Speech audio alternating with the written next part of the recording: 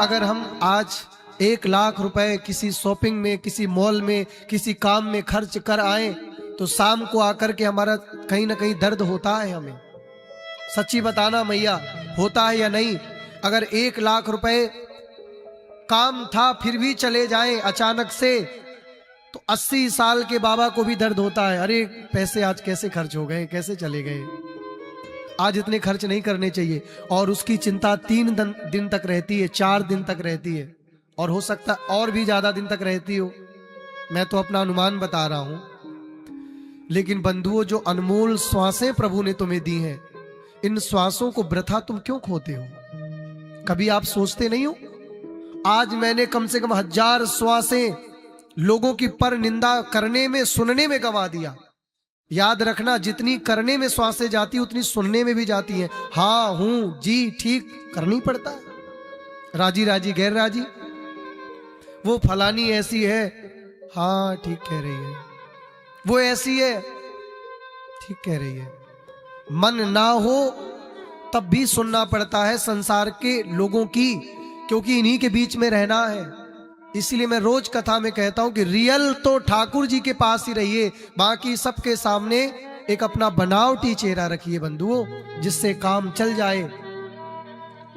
बहुत श्वास जब संसार में खर्च हो जाए तो शाम को आकर के अपने घर में जरा विचार किया करिए, आज मेरी श्वासें कहां चली गईं।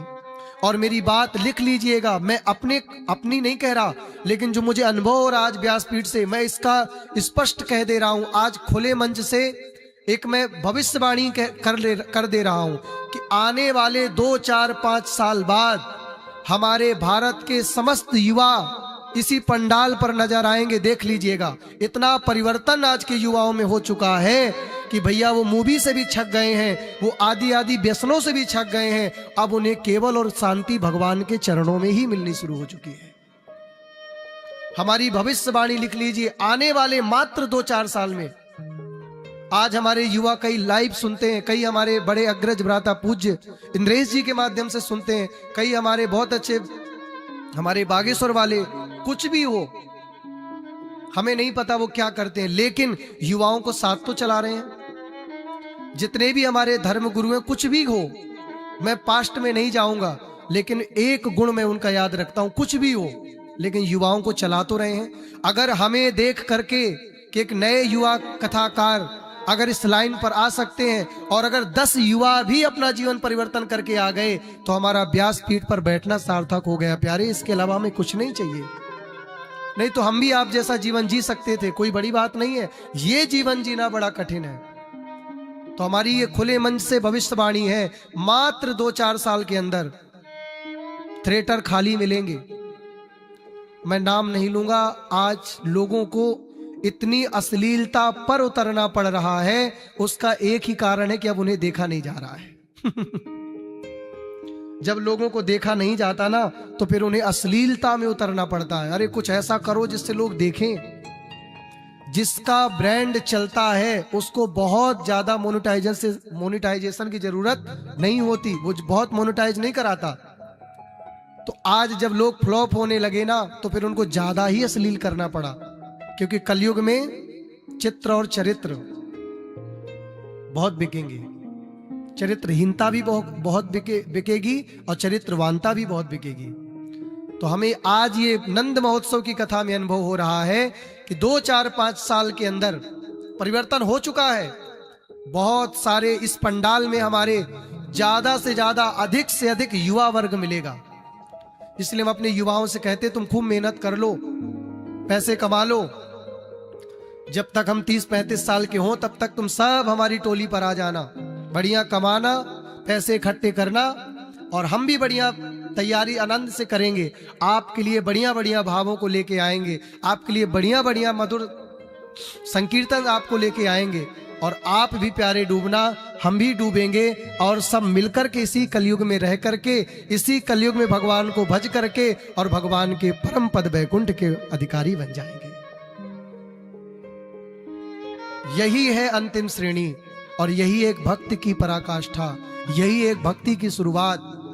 जिस दिन युवा कदम भक्ति मार्ग पर रख लेता है उस दिन ठाकुर जी वैकुंठ में नाचते हैं। रमा कहती हैं, अरे कहाँ है गो लाल जी, अरे बोले आज तो मेरो छोटो सो कन्हैया आज तो पंडाल में गयो, आज मेरी छोटी सी लाली सेम किशोरी जी जैसी दिखे। आप सब किशोर अवस्था में हो, विवाह आपका इन शरीर के पतियों से हुआ है, असली विवाह तो परम पति से पहले हो गया है। जब ये पति रूठ जाए तो उस परम पति के लिए तुम काम किया करो ना, किशोरी जी के चरणों में प्रार्थना किया करो और किशोरी जी से बस यही कहा करो,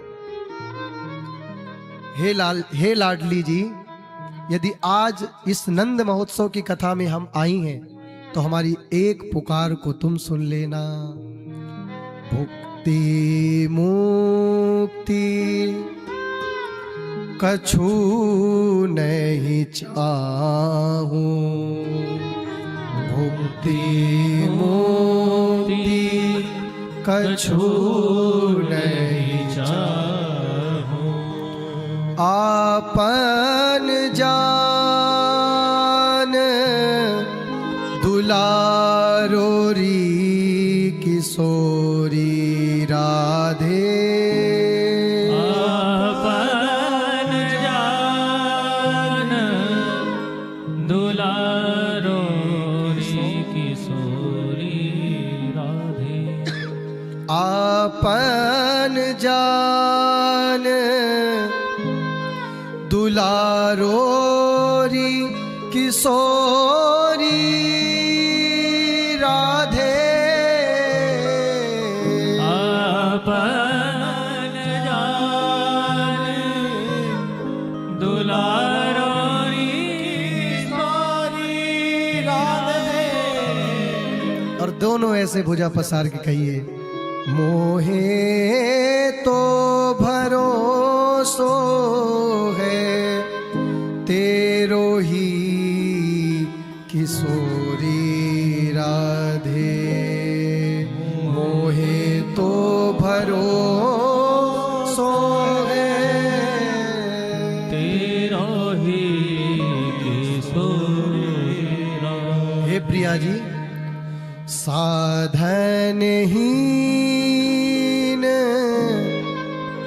दीन मेरा राधे, साधनहीन गाइए मुख से, दीन में किशोरी तुम करुणामयी प्रेम अगाधे, तुम करुणामयी प्रेम अगाधे, तुम करुणामयी प्रेम अगाधे, तुम करुणामयी प्रेम अगाधे, आपन जान दुलारो री किशोरी राधे, आपन जान दुलारो री किशोरी राधे। बस प्रिया जी यही जीवन की कामना है।